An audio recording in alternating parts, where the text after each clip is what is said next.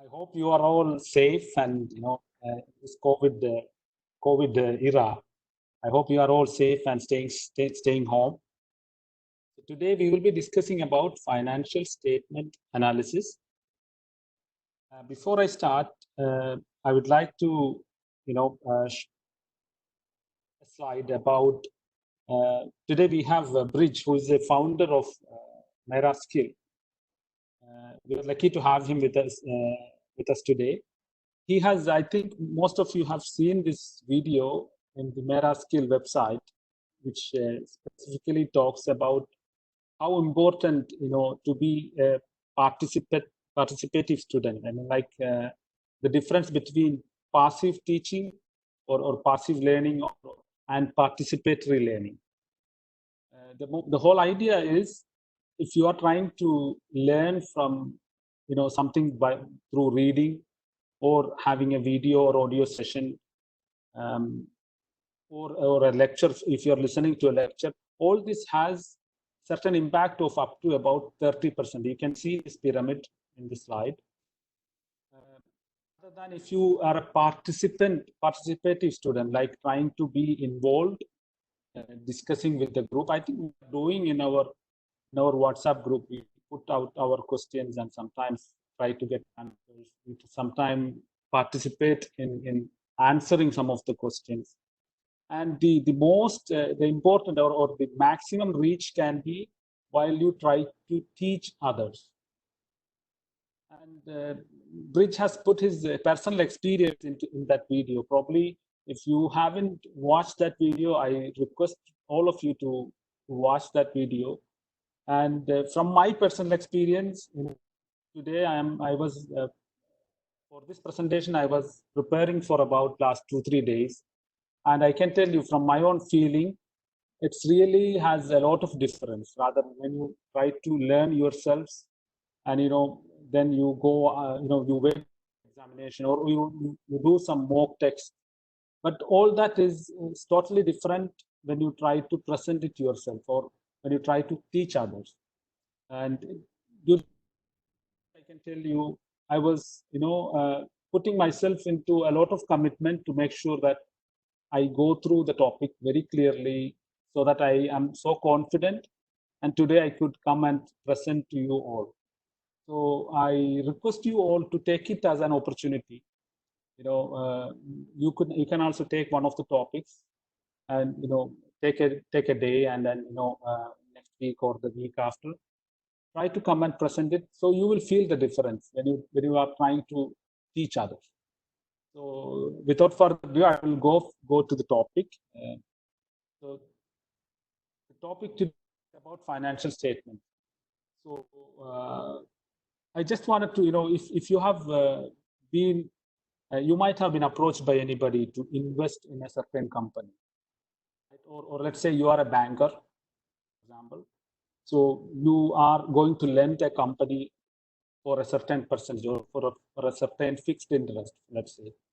Or let's say you are trying to invest in a company. So if you are a financial student, you might know about what is profit and loss statement, balance sheet. However, you want to compare 2-3 companies to make sure you don't put your money and you don't lose that. Of course, you need a certain return on top of that, right? You need to have, let's say, if you put it in a bank, fixed deposit, you get maybe 5 to 6%. But when you are investing, you need more than that. But you also want to make sure you don't lose your money. For that purpose, you have to make sure that company is a profitable company. It's a stable company.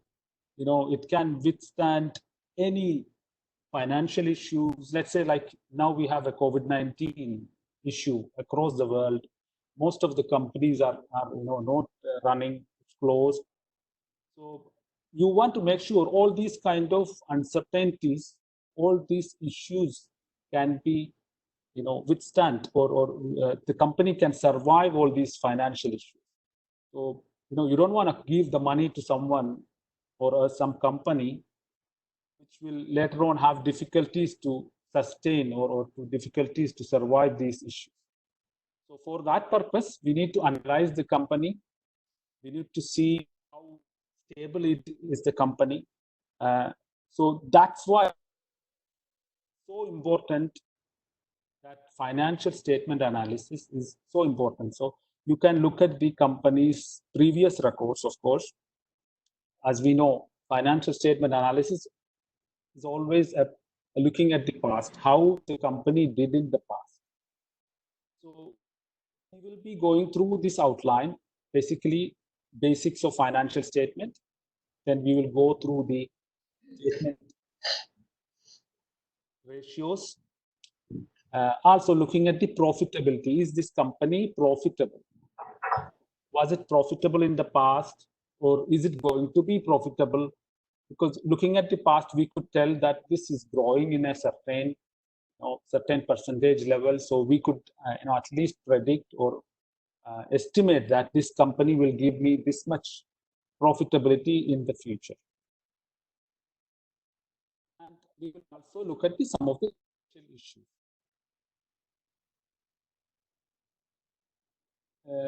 Ladies and gentlemen, the basics is, first of all, we want to know the common size financial statement analysis. So why do we have to have a common size financial statement analysis? We will have two kinds, which is one is vertical analysis and horizontal. Don't get scared by vertical and horizontal. It's very easy. If you have, if I show you two statements, let's say I'm going to invest in Hindustan Unilever and Dabur. This is the balance sheet of both of these companies.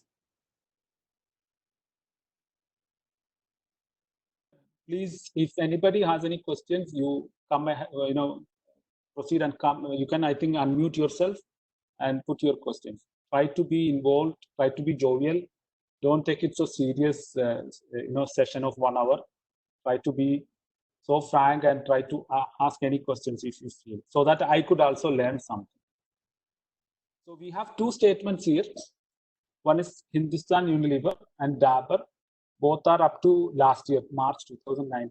Look at the equity share capital in the the figures. If you look at it, it doesn't give you much. Both companies are. Hindustan Unilever is a bigger company. Dabur is a smaller company.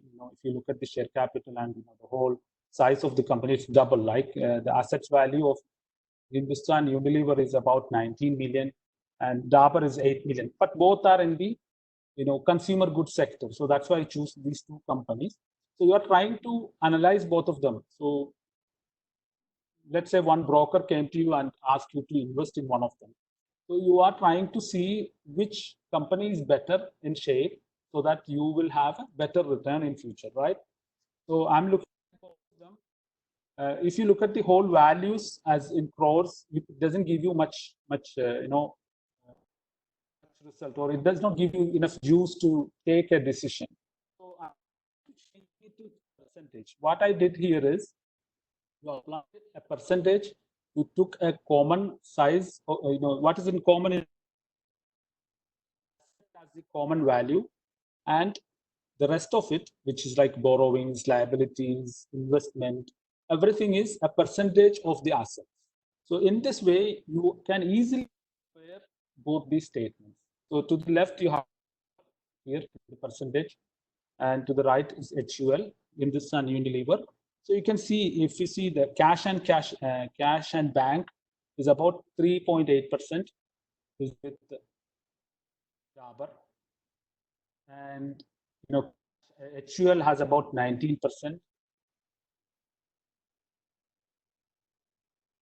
It is Dabur has about 8%. However, if you look at HUL, it has nothing, zero borrowings, and it has other liabilities. And you can easily compare the financial, the balance sheet of the both two companies. So that's why horizontal and vertical analysis of the company can compare two companies of two size very easily. I hope you understand the whole concept here. Why do we have vertical and horizontal analysis? Here also, this is also here what we did is, let me again restate, this is the vertical analysis what we did. Like we took one value asset and compare the other components of the statement uh, for the same year. However, here we are trying to the trend analysis. If you see the whole values, like you have three crores and it went up to 8 crores in the year 2019. So if you look at the values, it does not give you much, but year on year you can see the trend. You are trying to base previous year as the base year in this example. So you can see from 18 to 19, a 10% increase happened.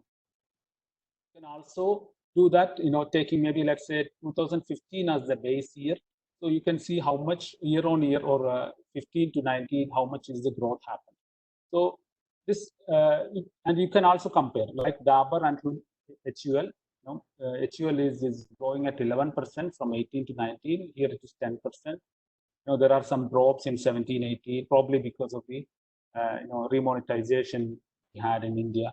So I think I would like to conclude on this point, which is the first point we have, the basics of financial statement analysis, which mainly covers horizontal and vertical analysis of financial statements. If you are so clear about this point, we go to the next topic, which is statement analysis or financial statement ratios.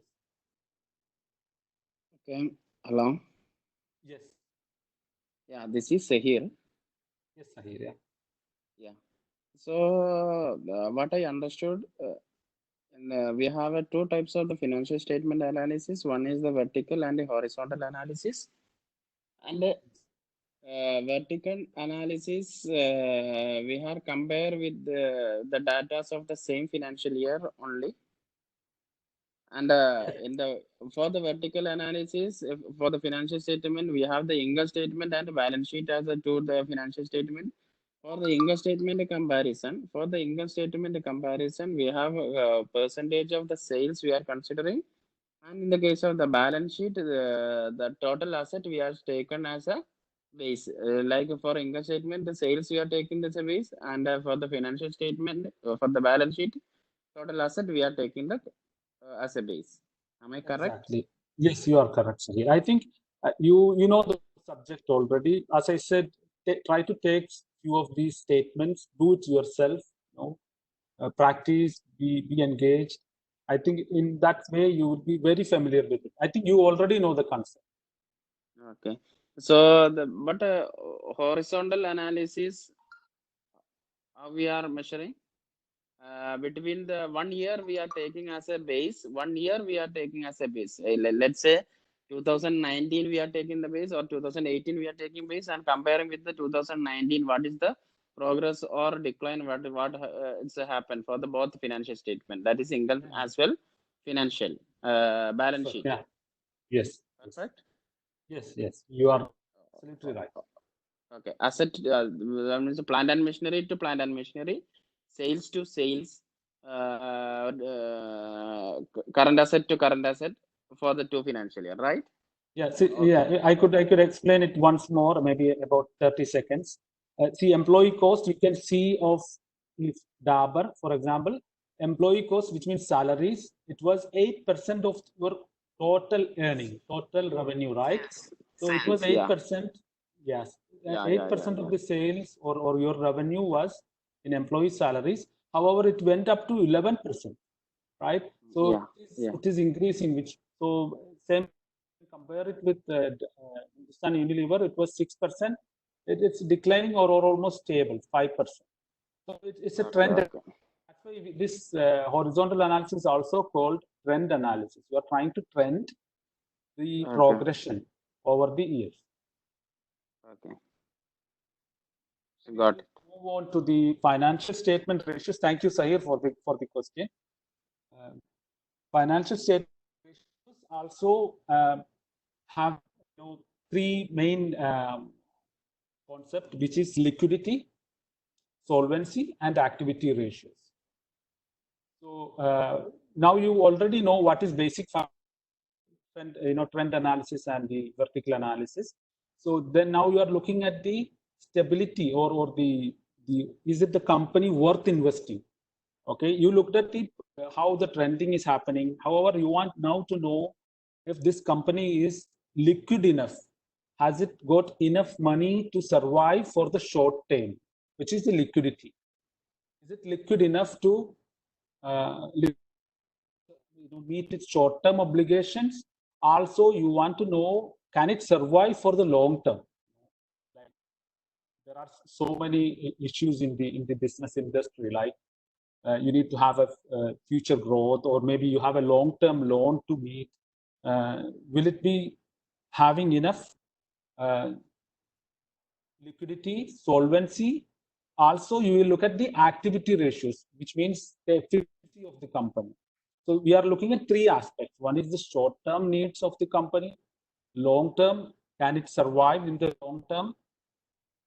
Can it meet all the repaying the loans? Maybe the company was set up with huge initial investment, which has to be repaid in the future after 5 years or 6 years from now. So we are looking at the solvency of it. Can it survive? Will it become insolvent? And also the liquidity. Plus, you will also look at the activity, which is the efficiency. So three aspects. Keep in mind three aspects. That's what we are looking at. We will move the liquidity first. So the liquidity, what it really talks about is it is only looking at the current assets and current liabilities, right? Current assets means anything within an year. You have to repay something, an interest, or let's say interest payment happens every quarter or every month, probably 2 times a year. So those are expenses or liabilities you have for the year, and you are also looking at the current assets. So current assets and liabilities are the ones that you are looking at. So what is current assets? You know that the cash you have, cash in hand or cash at bank. You also have inventory which can be sold. You might have some prepaid expenses. Those are also our current assets against the current liabilities. So the favorable number is 2, which means you have 2 times current liabilities value as your current assets. I hope you get the picture.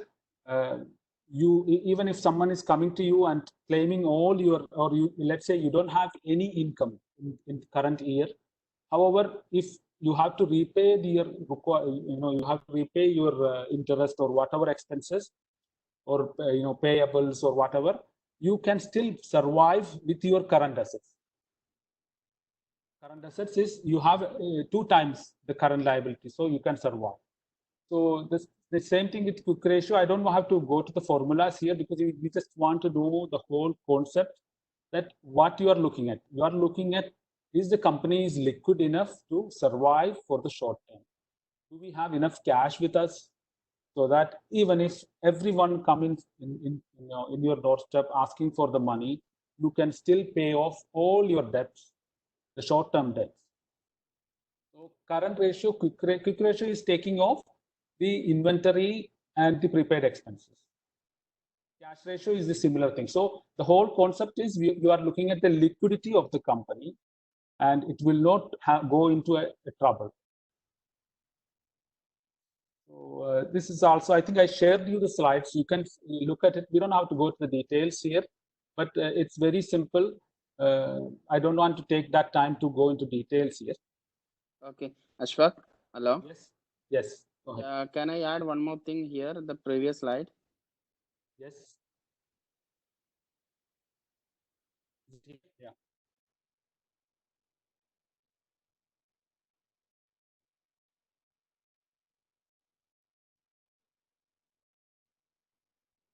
Sahir,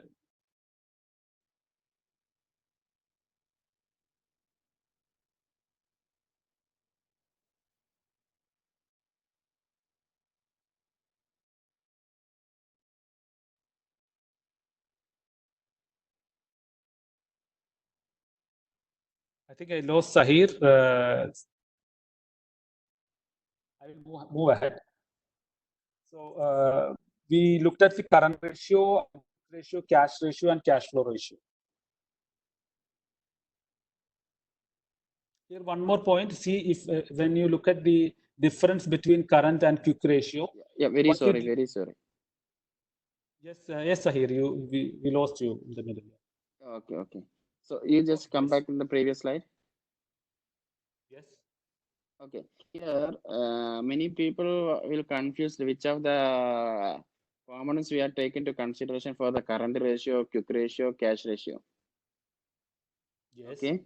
So I have a very simple formula. We can remember that which are the item we are considering to current ratio and quick ratio and as well cash ratios. So can I share that? Yes, if you can explain it now, or you can share with the group. Just now it's only one word only. Mhm. So we are learning CMA, right? Yes. Yes. Yeah, Of course. CM. So we are treating as a CMA as a company is going for IPO. Okay. Okay, just write CMA IPO. Okay. IPO means initial public offer, right? So Yeah. CMA, current asset include CMA IPO, all it will come. Okay. Okay. Quick Okay. I think ratio, it will come CMA only. yeah. I think this is a good concept, but you have to also personally. I feel Sahir, you have to also know the concept first of all, because Yeah. probably they will put not only the prepaid expense, Okay, okay. or inventory. There could be something else also. The whole Okay. idea is you want to know you are taking only the liquid assets of the company, which is the quick or asset test ratio that we call it, right? It's okay. I Yes. think if you feel that is comfortable with you, you could take it like that. Okay. The idea is you are taking only the very liquid asset of your current assets, which is cash receivables, right? The Okay. inventory is not something readily convertible. Yeah, So, yeah, yeah. you could bring up, they in the questionnaire, we are not only preparing for the CMA exam, you also Yeah, want to yes, know yes, in a yes. real life situation Lifestyle, how you yes, will yes, yes. how you will survive. If you are running a company, how you will survive. If you have an inventory, you cannot sell it off tomorrow at the same price. However, As and when you record, yeah. marketable securities, any kind of stocks or readily available for securities, it can be easily sold in the market price, right? But inventories, you Yeah. cannot sell it off. So that's why you are taking it off. Yeah, yeah, yeah. Okay. So just one, this is for a company, Toll Brothers. If you see the current ratio is 4.6. However, when you look at the quick ratio, it's only 0.367. So it's very low. So what happened this year, you have a lot of inventory, into the current assets. So if you only look at the current ratio, you will not get the idea what really is behind the numbers. So just a quick example only. So we'll go to the next point, which is solvency. So now you know already how the liquidity is impacting the financial statements. So we will go to solvency. Solvency is you don't want to see that company go into insolvency, which means we have seen it during this COVID-19 itself. We might have seen some of the companies. Probably you have heard, Idea Vodafone is a company which is about to be, going insolvent, with the Jio coming in, Airtel, and there are so many companies going insolvent these days. Also with the COVID-19 situation, because there is no cash flow. Most of the companies are closed. You might have seen Jet Airways was closed recently. So how do we, if you look at Jet Airways statements in the past, maybe before 3 to 4 years back, if you are a real analyst, you could have seen how much debt was there. So you are looking at a company's financial statement and see how good, the company statement in terms of debt, is. If this company has a lot of debt, it will not survive in a COVID-19 like situation like now, because everything is stopped. There is no revenue at all. So if that company has no debt, you are not committed to pay any interest to anybody, right? So if I close it, I will close it, but I don't have any fixed fixed cost, or you are not paying for interest, or let's say fixed cost, like you hugely invested in some of the machineries, it will get depreciated, sitting idle, or if you have so many factors are there. So you are looking at the solvency, which is if this company is going to be broken in a year or two, looking at the financial statement. So there are two factors to make it very easy for us. One is the structure of the company, capital structure, and the leverage, the degree of leverage.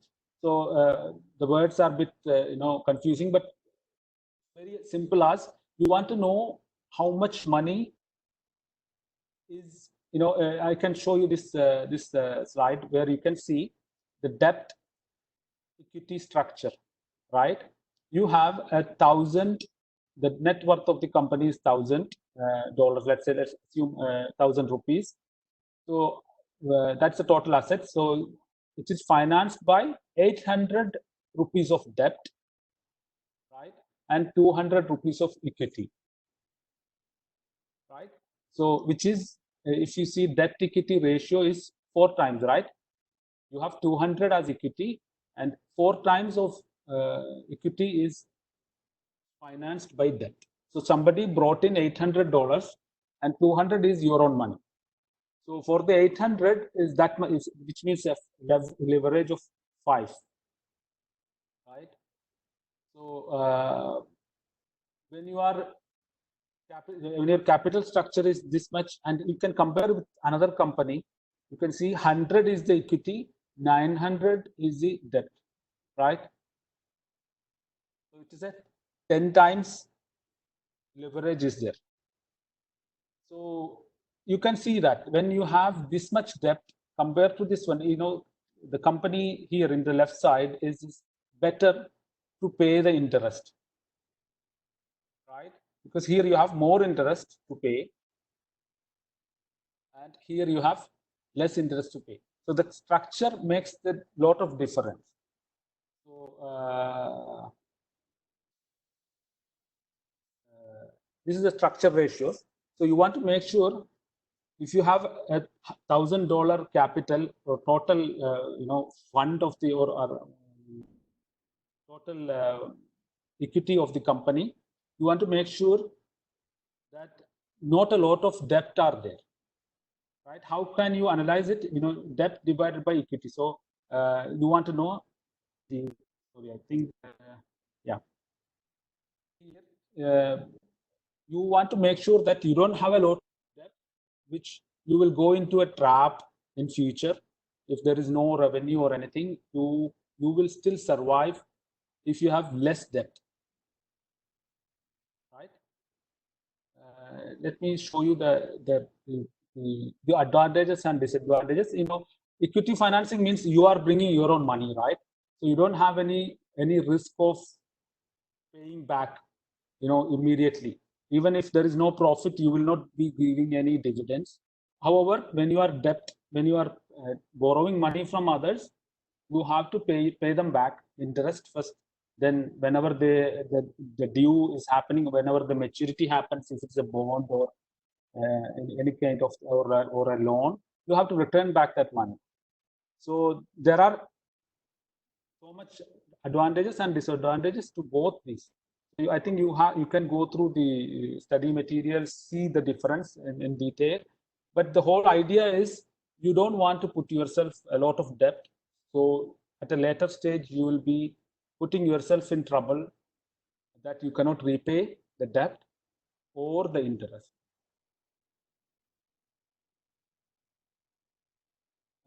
Same thing, the earnings coverage ratio is also covered.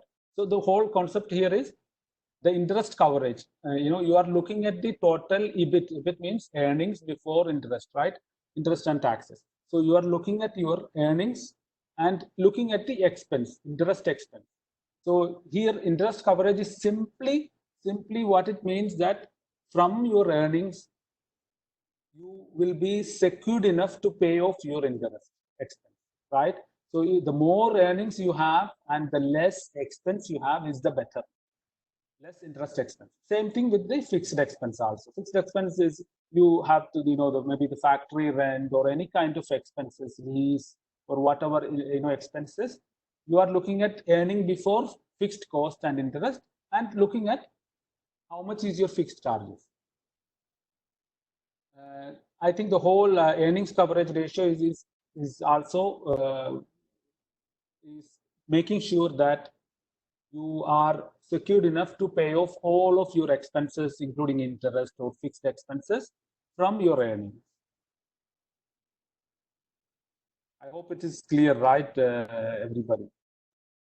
We will move to the leverage also. It's also part of the solvency ratio. So the leverage is actually looking at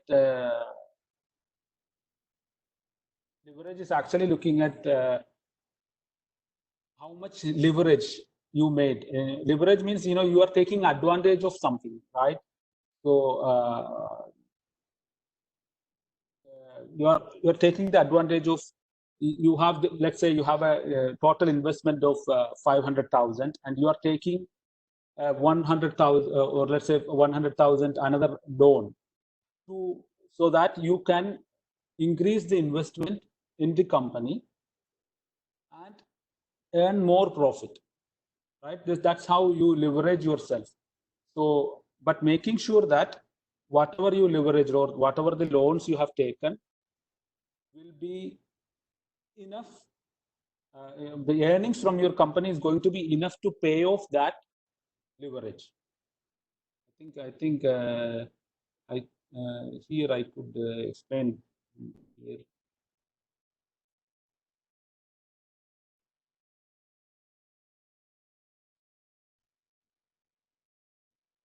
The financial, yes. Parshu, just one suggestion. So there are lots of short forms in this, and in previous slides as well. When you talk about it, you just kind of broaden it up so that it's easier to understand. I mean, I haven't gone big, so it's just a bit trickier to understand this. Thank you, Paresh. Of course, yeah. I will try to cover that area as well. The EBIT is earnings before interest and taxes. So you are looking at the earnings of your company before interest and taxes against the interest expense. So same thing with the, I think I covered here, earnings before fixed cost and interest divided by fixed charges. So you are looking at the total earnings before all the fixed total earnings against the fixed charges. So you are making sure the earnings that you are from your company is good enough to pay all your fixed charges or let's say interest expenses. So all in all, you are looking at the solvency of your company. Leverage also, here if you look at the formulas, contribution is sales minus the variable cost.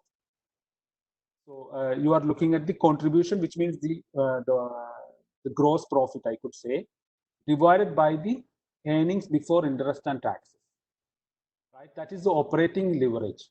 So earnings before interest and taxes is after, if you see, after the fixed cost actually. If you take the gross profit plus the fixed charges, or the operating profit plus the fixed charges is EBIT, right?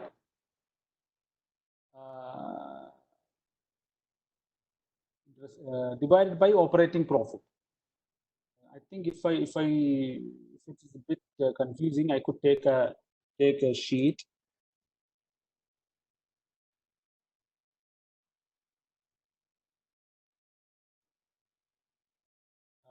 Yes.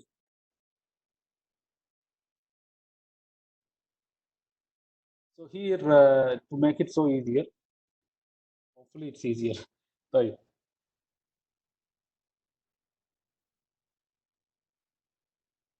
So here you have operating profit of Indian Oil Corporation, right?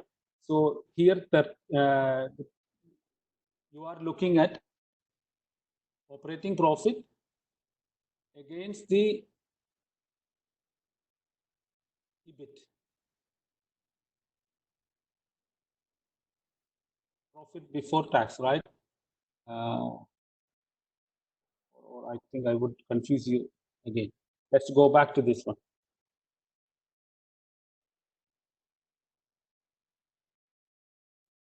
So in the leverage, degree of leverage, you are looking at three aspects. One is the operating leverage. Operating leverage means how much is your fixed cost, fixed expenses. So the more fixed expenses you are more leveraged towards operation. Financial leverage is looking at your financial expenses, which means how much is your interest expenses. After you earn after you meet all your fixed charges like depreciation, let's say factory rent or employee salaries, all those are fixed expenses. After that, then you are going to pay your interest, right? Interest and taxes. So that is the financial leverage. So if you have less interest or less interest payments, interest expenses, you will be less financially leveraged. So the less debt, you are less leveraged towards financial leverage. Operating leverage is the more operating expenses you have, more fixed expenses you have, you will be leveraged more towards operating leverage. So the combined leverage is the, you can multiply both operating leverage into financial leverage, which is the combined leverage. There are other methods also. I think this is a bit tricky. You need to do a lot of calculations. Probably you do a lot of practice with this kind of questions, then only you will get the idea. I'm also myself not very clear on explaining it back to you all. However, if you do a bit of examples, calculations, you will get the idea how to solve it. So I hope you understand the leverage ratio, which is mainly covering operating, financial, and combined leverage.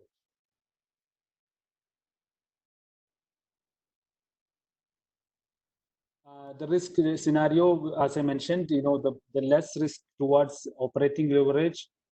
If you have a high degree of operating leverage and high degree of financial leverage, it's going to be very risky because you have to maintain paying your fixed expenses at the same time. You have to pay your fixed expenses. So the lower is better. So you can manage.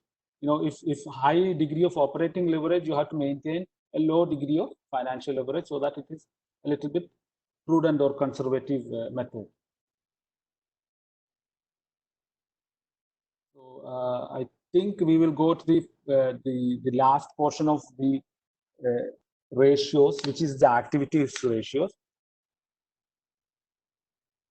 Activity ratios is talking about how efficient is your company is, how efficiently using the money in your company, or let's say you have the total investment, how efficiently you are using them to earn more profit.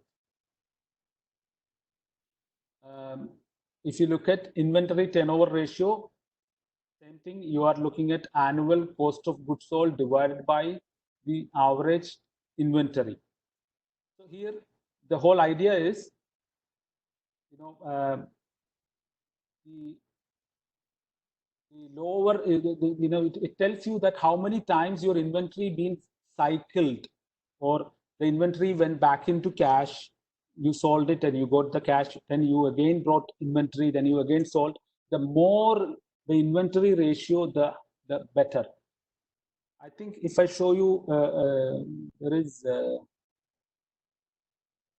moved it off. I think you same thing here. You have to do a little bit of practice. Then you will clearly understand the whole concept. But the idea is, the more cycle of inventory cycles happens, or the turnover happens, the more earnings or profits is going to get for your company, right? Because you don't want your inventory stay in your storage and it does not sell. You have to sell it off, then the cash comes, then you again buy your product. So it's a cycle of the cash has to roll itself again and again. So the maximum number of times it turns over, the maximum profit you're going to get it.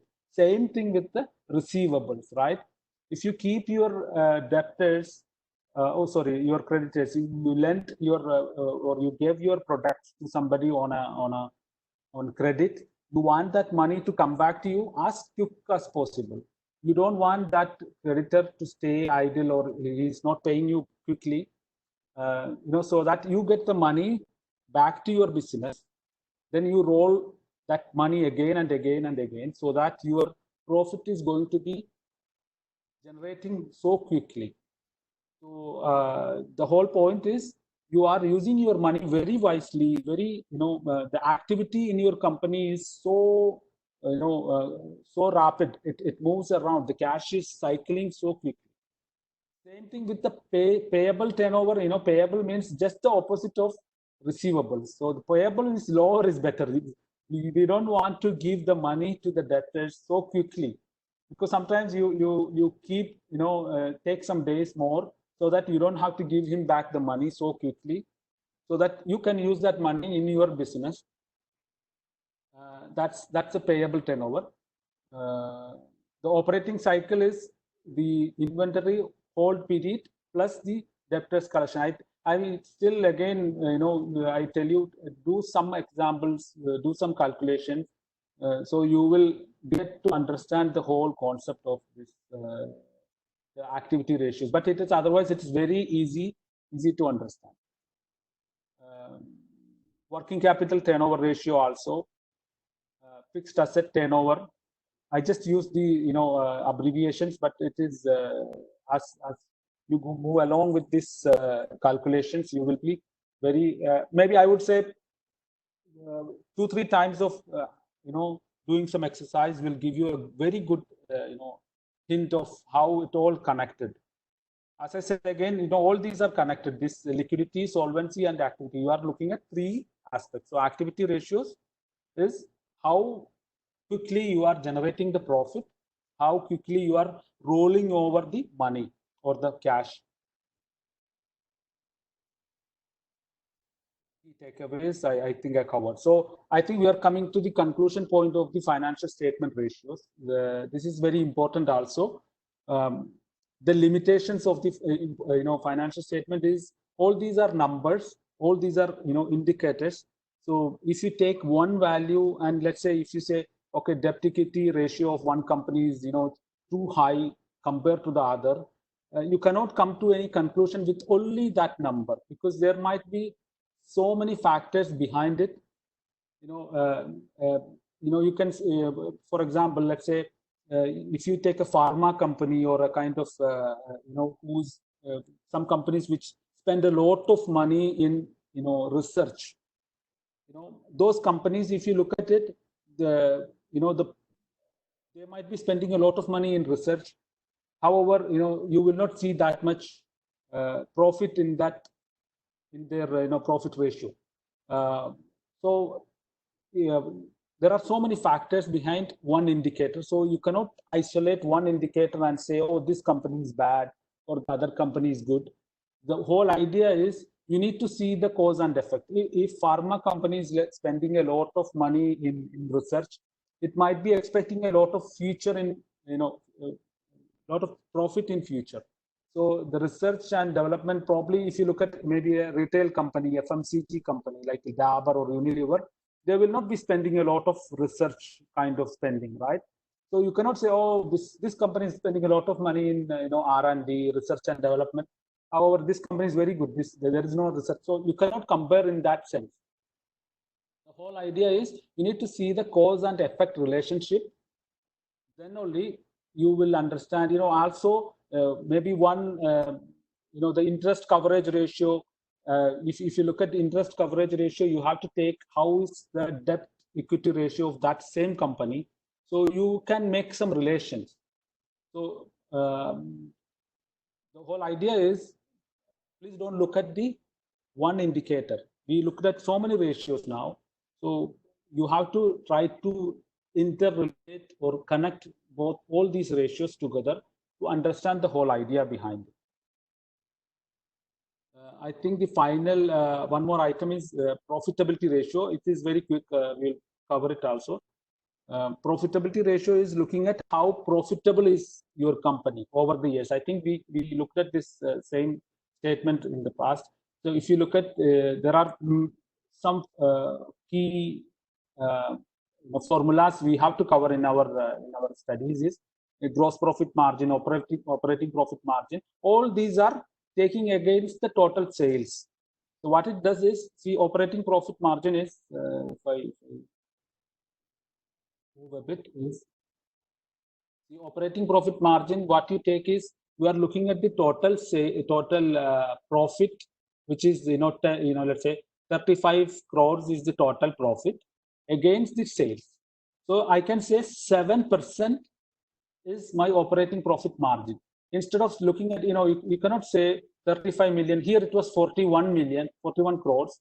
So, if you change into a percentage, you can clearly tell you, oh, from the sales, it's only 7%. Compared to previous year, it was 10% profit. However, this year it is going down, and the trailing numbers is even bad. So you are, and see, if you see profit before tax margin also going down. So rather you look at the whole numbers. Same idea as I mentioned, the trending and vertical and horizontal analysis. Here we are trying to convert into percentage values. So the formulas are here. We are trying to take out of the sales how much percentage is the total profit. So I think this is also a very easy concept. If you, the whole idea is you want to know what really the percentage. I will go quickly. I think I have only 10 more minutes. So EPS, also earnings per share. Here also we want to know, if you are holding, if you are a shareholder of a company, you want to make sure how much is my earning. If I have one share of that company, I want to know how much is earning per share. So the formula is net income. If there is a preferred dividends, you have to reduce it, then divided by the total number of shares. So the weighted average number of shares is also a concept. I think it's very important. You might see questions in the examination of this. I suggest you try to do few examples how to get the weighted average number of shares. It's very easy. You have to do a few calculations and you will come to know. Diluted EPS also one concept. Sorry, I'm going so quickly through the slides. Diluted is, you want to make sure that if there is any shares which can be, not shares, sorry.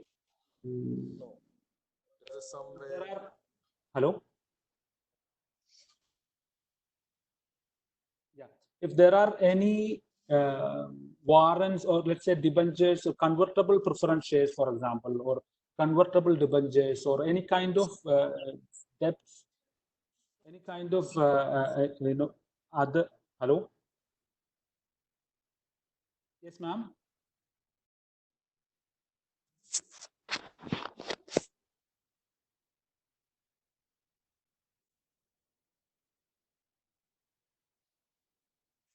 Okay, I will move ahead. I think Sheila ma'am wanted to say something.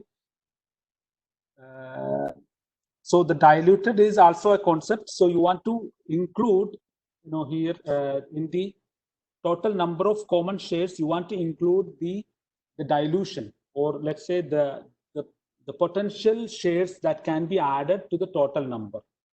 The potential share means any shares which is supposed to be, or which there is a chance that these number of shares can be added to the total number of shares.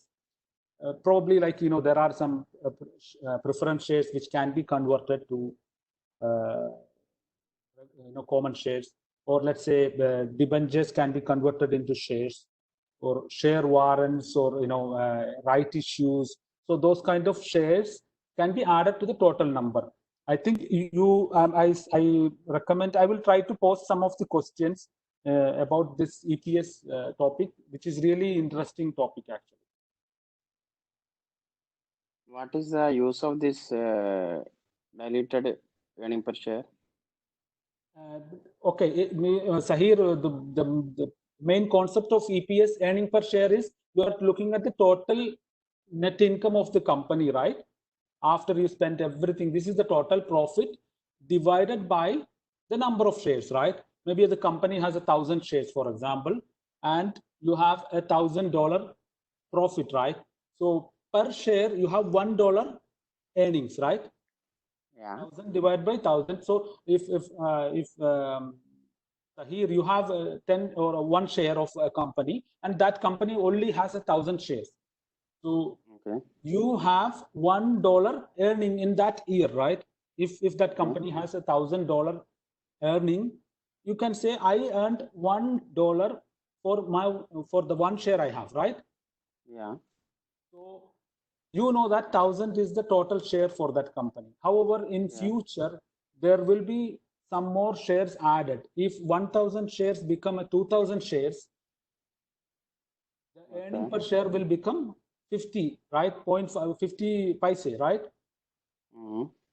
So your earning will come down. So that's why you want to make sure whatever the potential shares, new shares can be added, is part of your calculation. I think if you haven't covered the topic, I would suggest go through this topic 2-3 times, so you will clearly understand. But it's very easy to grasp. But it is very important topic. So we covered all 3 topics. The final point is area is to cover special issues, which is mainly about the inflation. Foreign exchange in fluctuations, the inflation impact of ratios, factoring, which is we covered in part 1, actually, factoring of invoices or payable or receivables, accounting errors, earnings quality. Let's go one by one, but I will go so quickly because we have only 5 more minutes. Strong and weak currencies, which is like the exchange rates between, like if our rupees is currently per dollar is 76 rupees. Now, maybe last month before the COVID and all these lockdown issues, it was at 72 or 73 per dollar. So what happened is our Indian rupee is weaker compared to US dollar from the last month, right? Last month our rupees were stronger than this month. So when the currency fluctuation happens, it has an impact on financial statements. So there are implications about it. So also about reporting currencies and foreign currencies. But it's mostly theoretical in this part. You have to go through it 2-3 times. I would highly recommend see the video from Sheila Ma'am 2-3 times. It is very easy, as you can grasp the whole idea about the reporting also. Functional currency, also the reporting currency, and in the financial statements.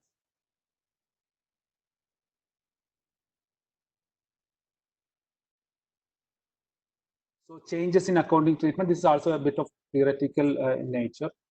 I would like this earnings quality. This is one area I liked it. Everything you have to be liking, but the whole here I wanted to just take a moment about the earnings quality and earnings management. We looked at the financial statements, right, in the previous slides. The quality of an earnings, if you look at the profit and loss statement, if you see a common trend, like in the financial statement, we saw about 10% of gross profit over the years, maybe 10, 11. It doesn't fluctuate much. So if you see that kind of trend, you can say that this company's statement is having a good quality. It does not fluctuate a lot. If you take some of the poor companies statements, you can really see the gross profit for the year on year. That's a good thing about the horizontal analysis of the financial statement. You can really see the trend. If the trend is changing a lot, you can immediately say that there is something fishy, there is something abnormal about this statement. And about earnings management also, it is an ethical way of doing some kind of you might delay some ethical way of or changing the FIFO to LIFO, and all kind of within the principle or within the guidelines of the US accepted principles.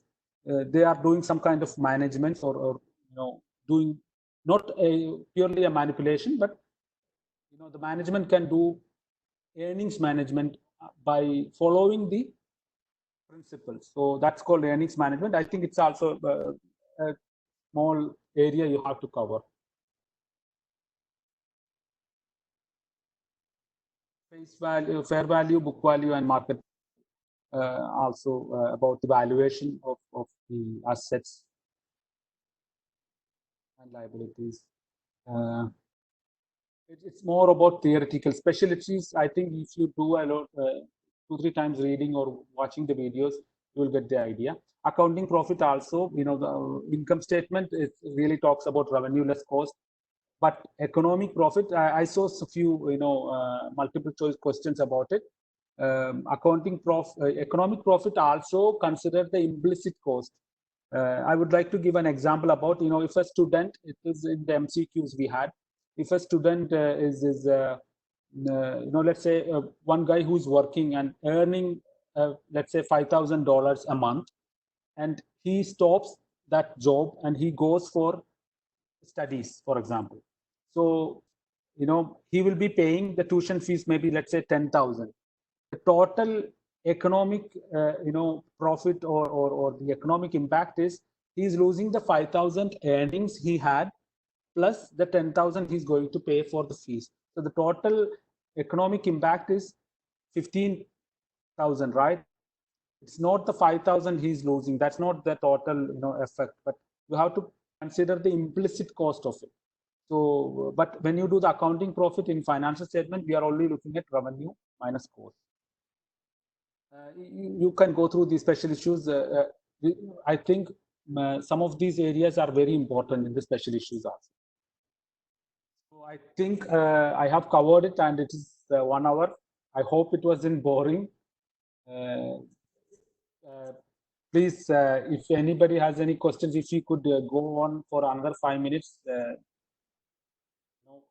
I would also like to hear your opinions, how it went. I'm sure it was a lot of points. However, I try to maintain the time.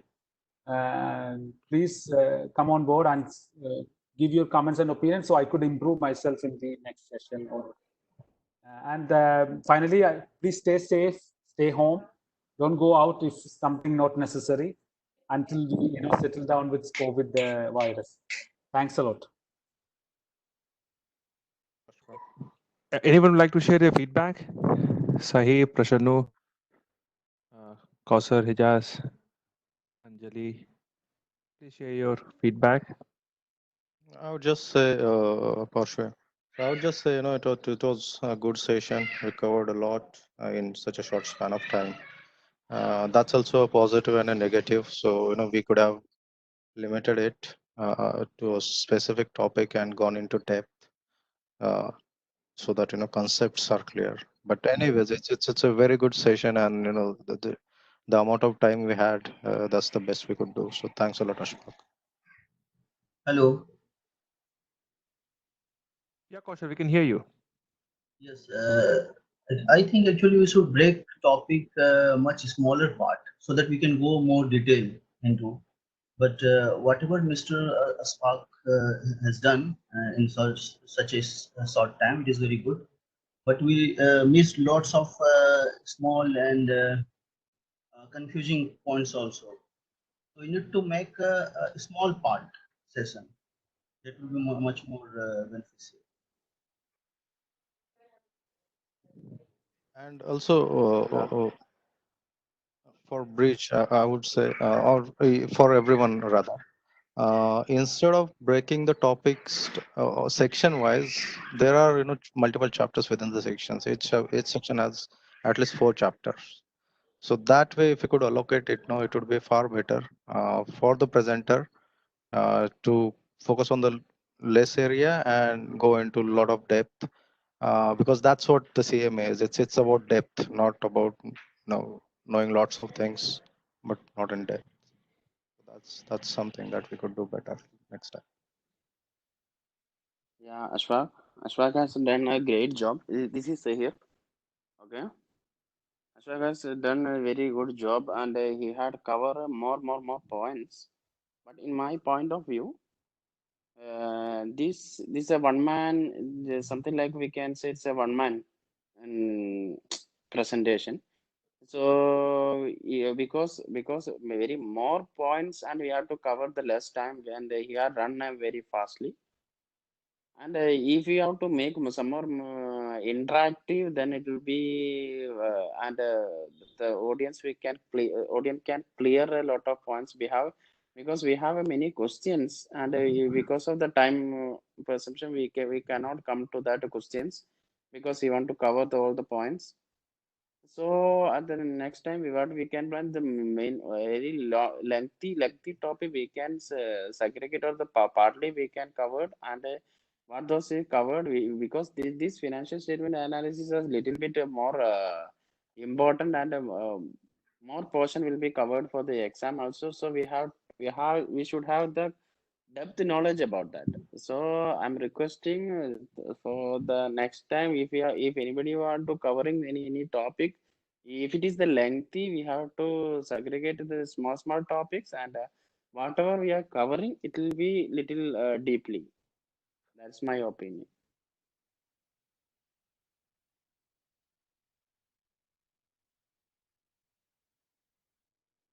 Anyone else would like to add their views? Anjali, Ijaz?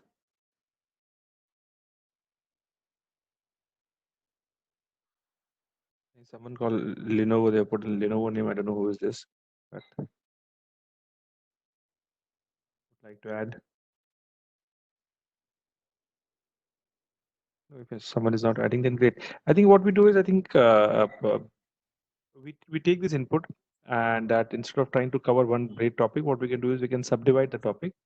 That way, and anyone who is taking the topic would take a sub part of a topic rather than trying to take the whole topic. And I think in today's presentation, Aspak was trying to cover the entire gamut of financial statement analysis, which is too wide. I think the same time, I don't want to take the credit from him. He has done a very wonderful job in terms of giving the depth of topic. He have actually maneuvered in terms of covering the key aspects quite well, and and and and more importantly, I think the entire flow was very good. He was able, I was able to connect with the way he was presenting. So thank you, Aspak, for doing that. And I think going forward, we'll subdivide the topic so that anyone who is taking it can spend a lot of go a deep dive into one specific aspect of a topic rather than actually trying to cover the whole topic and just rushing through it. I think that's the thing which I take. Great. As Ashra said, stay safe and stay home. And see you next week when someone else will take up some topic. Thank you everyone for sparing your time.